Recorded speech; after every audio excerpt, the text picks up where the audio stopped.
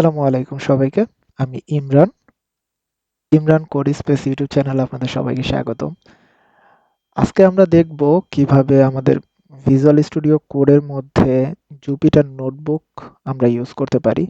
So যদি আমরা Jupiter notebook VS কোডের ভিতরেই ইউজ করতে পারি তাহলে আমাদের ওই সেই বড় বড় অ্যানাকোন্ডা কিংবা মিনিকোন্ডা ইনস্টল করার প্রয়োজন পড়ে না।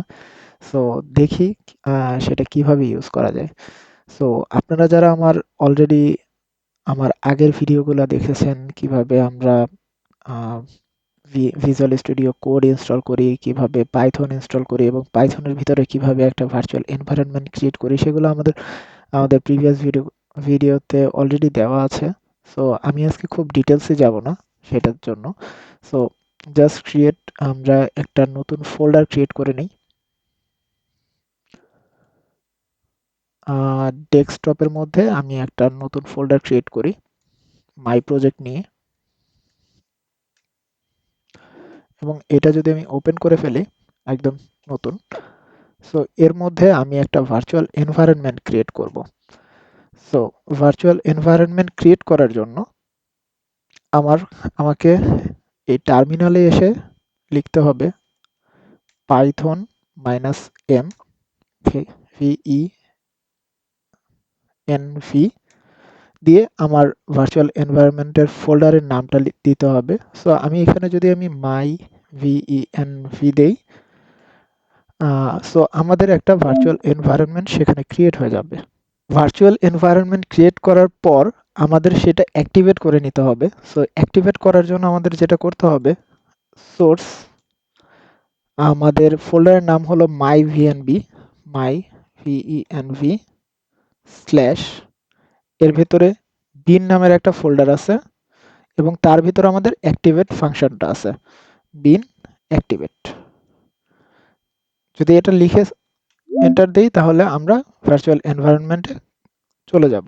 এরপরে যখন আমাদের ভার্চুয়াল এনভায়রনমেন্টটা অ্যাক্টিভেট হয়ে যাবে, অ্যাক্টিভেট হওয়ার পর আমাদের এই ভার্চুয়াল এনভায়রনমেন্টের ভিতরে আমাদের জুপিটার নোটবুকটা ইনস্টল করে নিতে হবে। তার জন্য তবে পিপ ইনস্টল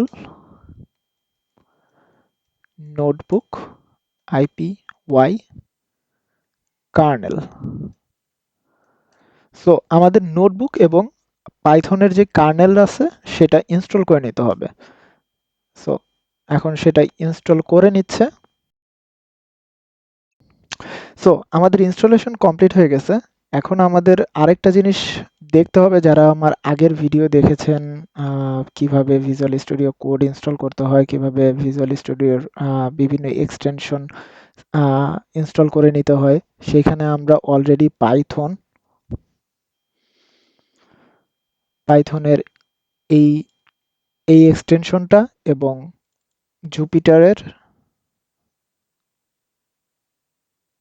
জুপিটারের এই এক্সটেনশনটাই ইনস্টল করে নিতে হবে।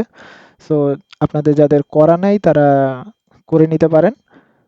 সো এরপরে আমরা একটা ফাইল ক্রিয়েট করব টেস্ট ডট, এবং জুপিটার নোটবুকের ফাইল এক্সটেনশন হয় হলো IPYNB, পাইথন নোটবুক।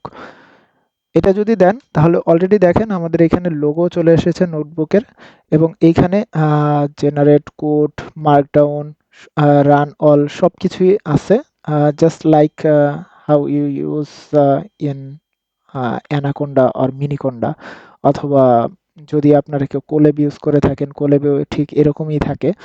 সো এইখানে গিয়ে সাপোজ আপনি একটা কোড রান করবেন, প্রিন্ট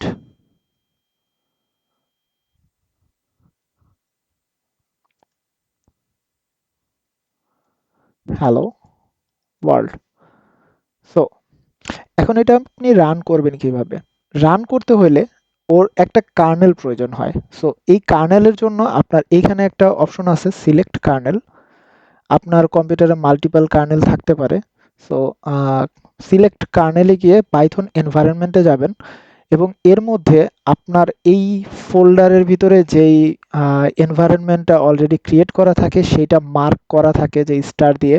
সো আপনি চাইলে এই এনভায়রনমেন্টটা ইউজ করতে পারবেন, অথবা আপনার যদি অন্য কোনো এনভায়রনমেন্ট অন্য জায়গায় থাকে সেগুলো লিস্টে থাকবে, সো আপনি সেগুলো ইউজ করতে পারবেন। সো নর্মালি যেহেতু আমরা এই ফোল্ডারে আছি, এই ফোল্ডারের এনভায়রনমেন্টটাই ক্রিয়েট করি।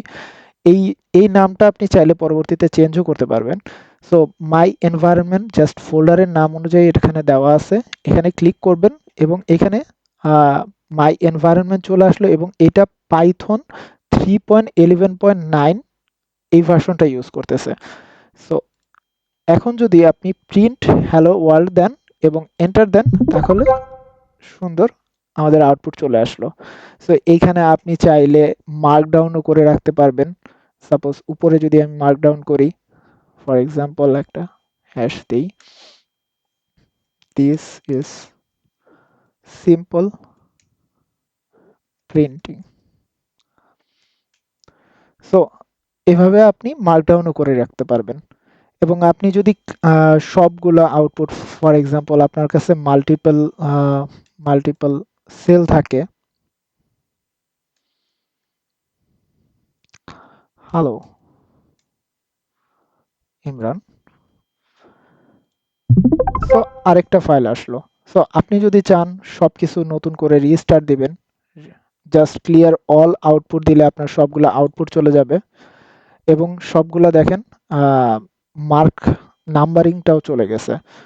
আপনি যদি চান সবকিছু রিস্টার্ট করে নিতে পারবেন আপনার কার্নেলটা। দেন তারপর যদি আপনি রান অল দেন, তাহলে সে সিকোয়েন্সিয়ালি রান করবে। প্রথমে এই সেলটা রান করবে, তারপর এই সেলটা রান করবে, তারপর এই অন্য সেলটা। সো এই এই নাম্বারের উপর ডিপেন্ড করে যে আপনার কোন সেলটা আগে রান হয়েছে, কোন সেলটা পরে রান হয়েছে। Just like Anaconda, Miniconda or Colab, everything is same. So for example আমরা যদি আরেকবার দেখি, এইটা আমরা আগে রান করলাম, সরি সেল এবং রিস্টার্ট দেই। হ্যাঁ, এইটা আমরা আগে রান করি, দেখুন এইটার নাম্বার 1, এইটার নাম্বার 2। সো এইভাবেই আসলে জুপিটার নোটবুক আমরা সহজেই ভিজুয়াল স্টুডিও কোডের ভিতরে ইউজ করতে পারি। সো আমার কাছে এইটাই আসলে বেটার অ্যাপ্রোচ মনে হয়, কারণ anaconda just Jupiter notebook use করার জন্য একটা বিরাট অ্যানাকোন্ডা অথবা মিনিকোন্ডা ইউজ করা, সেটা কম্পিউটারের জন্য খুবই স্লো করে ফেলে কম্পিউটারকে। তারপরেও আমরা আরেকটা ভিডিও করার ট্রাই করব কিভাবে অ্যানাকোন্ডা ইনস্টল করা যায় বা কিভাবে মিনিকোন্ডা ইউজ করা যায়। সো দেখা হবে অন্য আরেকটা ভিডিওতে। Thank you.